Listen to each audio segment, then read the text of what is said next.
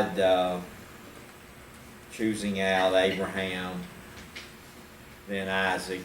We've seen Abraham's walk with God and Isaac's walk with God. Isaac's wasn't like his daddy, but God's still moving and God still has a plan. And then comes along Esau and Jacob. And these are two rascals. And Jacob took a long time growing up. And as we know, and was looking at last lesson, that he fell in love, but he got tricked on his wedding day. Well, what we could say there is, our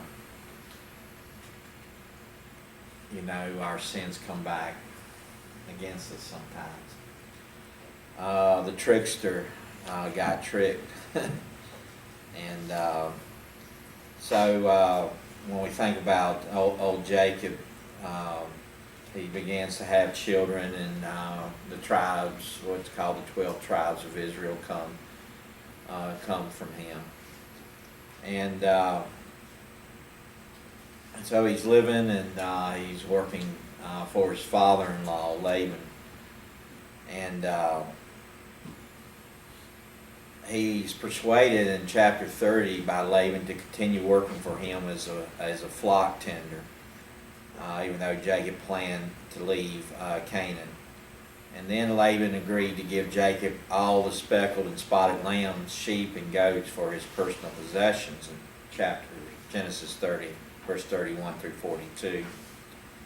Jacob's herds multiplied quickly, making him a very rich man, chapter 30, verse 43.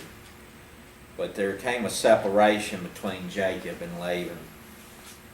After working for Laban 20 years, three factors prompt Jacob to return to Canaan. Genesis 31, verses 1 through 18. First, there was a growing hostility between himself, Laban, and Laban's sons. Okay, and then a revelation from God instructing Jacob to return to Canaan, and then the support of his wives who encouraged him to return. Now we think about Jacob, it's not a perfect situation here that God's dealing with, okay? But when God uses us and deals with us, it's not a perfect situation either, okay? We're going to see that play out. Of course, Laban is frustrated there. Jacob leaves, and 3 days after Jacob left, Laban discovered that he was gone. He begins to chase him down. And after a 7-day chase, he caught up with his son-in-law in Gilead, the land east of the Jordan River. And he was furious at Jacob. He was angry at him for basically two reasons. First, because his son-in-law had left without telling him. Second, because he assumed Jacob had stolen his household gods. Well, actually it wasn't Jacob who stole them, it was Rachel. She had taken them without Jacob's knowledge. Okay. And God appeared to Laban in a dream, warning him not to harm Jacob. So there you see again, still God's protection, God's provisions being laid out there. So Laban is angry. He lets, when he catches up with Jacob, he lets him know and then appreciate that he departed like he did. And then he accused him, of course, of stealing the household gods, which Jacob denied. And then he allowed Laban's father-in-law to search through the camp, and because he didn't know nothing about what was going on. He had searched, look, but Rachel had hidden them inside her camel saddle and was sitting upon them. Now, this is a puzzle to a lot of people. Why was Laban so greatly concerned about recovering these images which Rachel had stolen. And of course, why would Rachel take them? And so he travels now. When he catches up with them, it's 275 miles.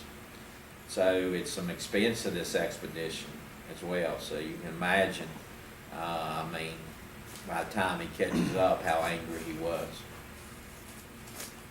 Well, excavations in northern Mesopotamia and the region in which Laban lived show that the possession of the household gods of a father-in-law by a son-in-law was legally acceptable as proof of the designation of that son-in-law as principal heir. Okay, so that helps us a little bit to understand. And it's no wonder that Jacob was angry that he would be accused of such a deed, and that the two men set up a boundary then and promised not to cross it to injure one another. Now Jacob never made evil use of these images which Rachel took, but ordered that they should be buried in Shechem, and you see that in Genesis 35 verse 2 through 4, and then verse 46. So Jacob states one of the key reasons he left was the fact that Laban had changed his wages 10 times during the 20 years he was employed by Laban. That's pretty rough, man. You ever been mistreated by an employer? You know? So he was definitely mistreated. At Laban's demand, he and Jacob entered into an agreement. We find that in Genesis 31, verse 43 through 55. Part of this covenant that God would punish Jacob if he ever mistreated Laban's daughters. And that's a good covenant.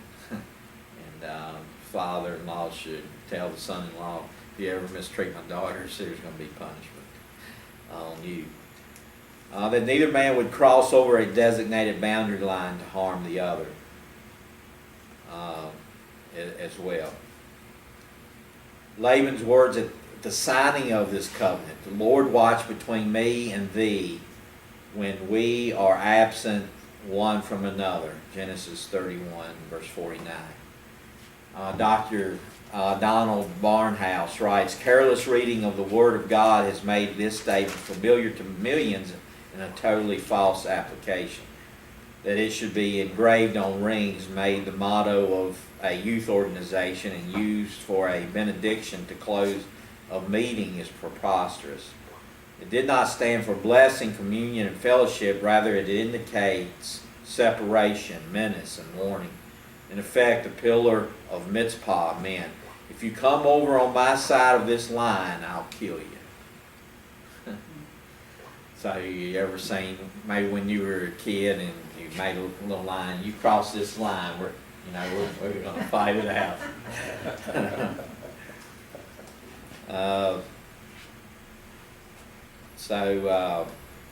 If one of them broke the covenant, then that they're going to need God to take care of him, because the other would shoot to kill. But something big happens in Genesis 32 in the life of Jacob. And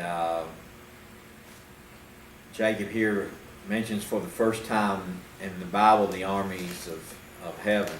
That is what he meant by the phrase God's host. And this host is composed of angels. There are many instances in the Scripture showing this divine army in action. Our Lord is called the Lord of the host. Okay? And but a couple things happens here. And Jacob wrestles and struggles with God. And there's some humility being shown, first of all. He acknowledged in Genesis 32:10, I am not worthy of the least of all the mercies and of all the truth which thou hast shown unto thy servant. Something's starting to happen in Jacob's heart and life. We see this humility being shown that we haven't really seen before. But he understands that God's been good to him, and he doesn't deserve it. He didn't do nothing to earn it at all. Now, one of the greatest, if not the greatest Christian that ever lived was Paul in the New Testament. And of course he saw himself as the chief of sinners, but he was overwhelmed. And you see in 1 Timothy chapter 1, verse 12 through 15, how he felt so unworthy that God would use him, saving, using. And that's the way when we come, we should be in the same way. But Jacob struggled with God. The place, it was near the brook Jabbok, later named Peniel by Jacob, which the meaning of that he would name it meant seeing God face to face. Jacob refuses to let God go until he's blessed. And then God changed Jacob's name to Israel, meaning he who struggles with God. Okay, so now we have the birth, Israel. Jacob's name's changed to Israel. The nation's known as that. Now God touched the socket of Jacob's head, causing him to limp. This is very important. He never walked the same again. He never walked the same again. You're not going to walk the same again when you're touched by the Lord. Okay? And if a person can, then I don't know. I don't know what they got, but they might need to check it out. Now, the face of God, he called the place Peniel. God had touched his heart at Bethel, but here at Peniel, God claimed his life. And, so God, he's really, he's surrendering now. He's seen the Lordship. Is he still going to be perfect? No, he's going to still make mistakes. Okay? He's got a lot of growing to do. But finally, it seems like he's really at least moving on the right track. He did have a reunion with Esau, and of course he was very afraid that Esau would kill him. So he was very worried about meeting up with his brother. Remember, he had deceived him back earlier in life. But it ends up that he was worried for nothing. You ever been worried for nothing? Worried about something? Yeah. And then when it came, you were worried about nothing. It proved it was a friendly reunion. And you see that in Genesis 33, verses 1 through 16. Now Esau wanted Jacob to accompany him to the land of Seir.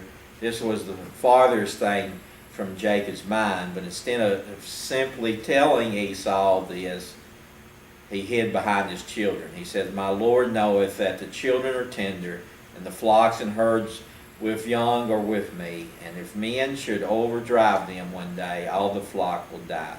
Genesis 33:13.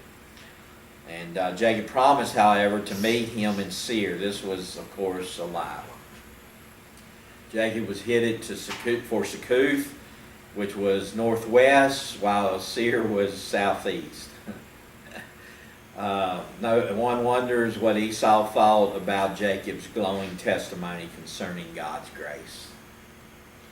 And what do people think about our testimony, especially if we don't tell them the truth, or we stretch the truth, or we don't live up to what we told them we were going to do. And you see that in Genesis 33, 14 through 16. So God orders him in Genesis 35, God orders him back to Bethel. And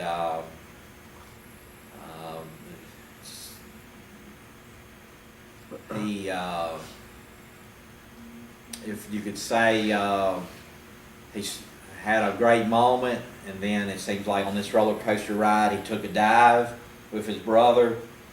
Now you could say on the roller coaster ride, he's rising up again. It's like a rededication that takes place. He ordered his household to give up their foreign gods, to purify themselves, and to change their clothes. And he built an altar at Bethel and called it El Bethel, meaning the God of God's house. Okay. God once again confirms the promises of the Abrahamic covenant to Jacob. And this. And then with Jacob, we also find Jacob very brokenhearted. And he's had some family sins. He's brokenhearted over the sins of his family. You have fornication on the part of his daughter in Genesis 34, verses 1 and 2. And then murder in Genesis 34, verse 3 through 31 on the part of Simeon and Levi. And then adultery on the part of Reuben in Genesis 35, verse 20 through 22. And immorality and hypocrisy on the part of Judah in Genesis 38. So then, of course, deceit and treachery on the part of his 10 sons. Of 10 of his sons, he has 12. 10 of his sons deal in deceit and treachery with Joseph. Remember, they got to get rid of Joseph. They want to get rid of Joseph. They're tired of hearing about Joseph. They feel like Joseph's been a baby his whole life. Okay? And now Joseph is starting to share these dreams, and which basically said to them that they were going to bow before their brother. So they become very angry. They don't care for him, their brother. He's sort of the goody two-shoes of the family. Okay? And so that brings us to Genesis 37. Now, it's key to know that in spite of us, God works His will. In spite of some things in Jacob's life, in spite of some things in his family's life, God's still working His will. Okay? Now, everybody knows about the coat of many colors. And Jacob made that for his son Joseph. Okay? So,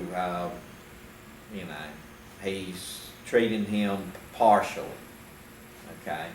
Now, all of us, any of us, when we feel like we're being treated less valuable than somebody else, if we're honest, we're going to say that that's pretty hurtful. Okay? And indeed.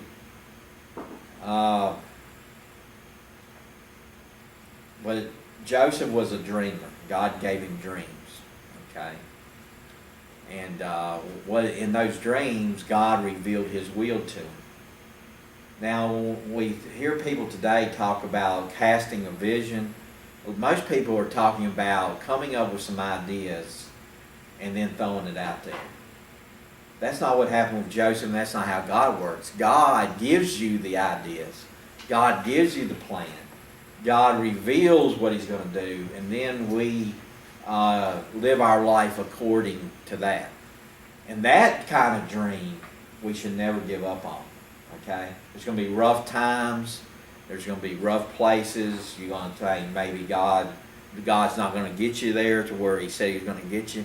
But when God tells you something, you never give up on that dream, because God's going to fulfill His word, okay, to you, and in that.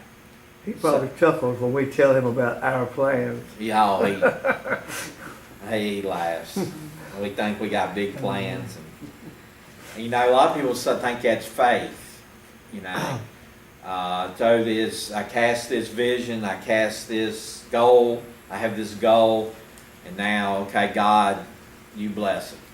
But that's not biblical.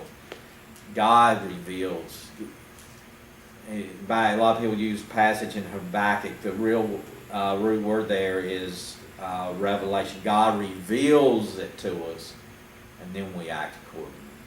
Okay, so Jacob sent Joseph one day to check on the welfare of his 10 half-brothers who were out tending their father's sheep. Upon finding his half-brothers, Joseph was sold into slavery by them and taken to Egypt. And then Jacob was then deceived. Mr. Deceiver, again, getting deceived. Jacob was then deceived by his 10 sons into believing Joseph had been killed and eaten by a wild animal. So definitely the divine law of retribution has taken place. Jacob had once deceived his father by the skin of a kid of the goats in Genesis 27:16.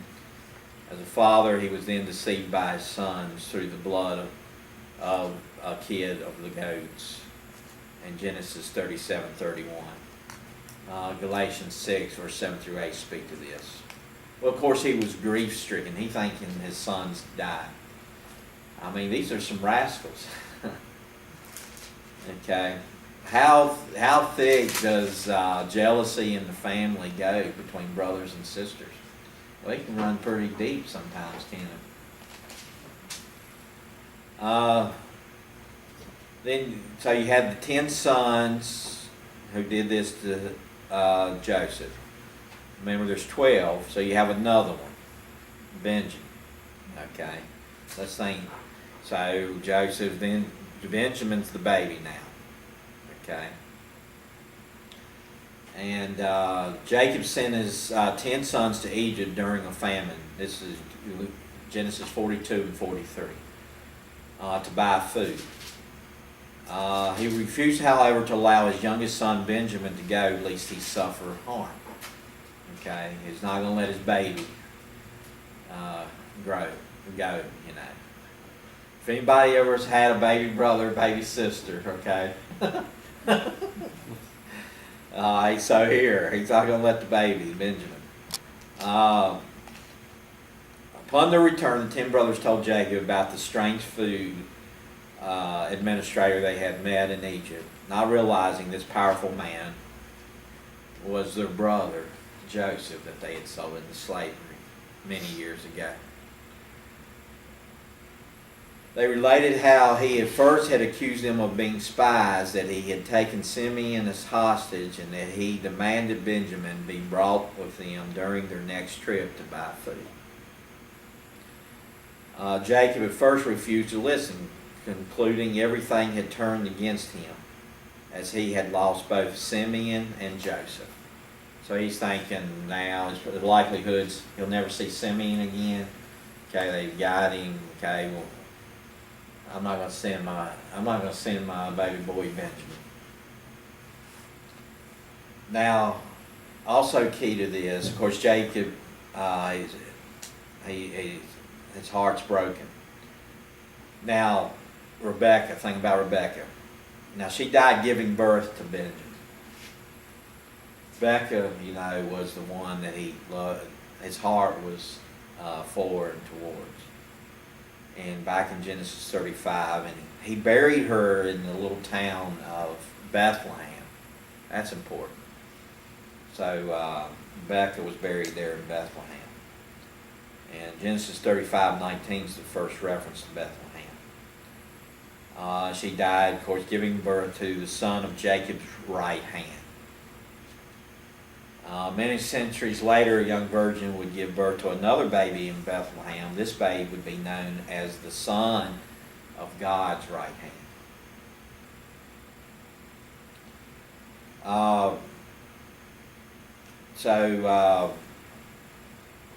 Jacob learned his beloved son eventually in all this as Joseph is playing little games with his brothers. But he's getting them back. He's gone now. He's sold into slavery in Egypt. He rises. God blesses him. He rises in Egypt. And Eventually, Jacob comes to realize that his son that he thought was dead is alive. Jacob was visited by God, who appeared to him at Beersheba when en route to Egypt. God promised to bless Jacob in Egypt and someday bring his descendants back to Canaan.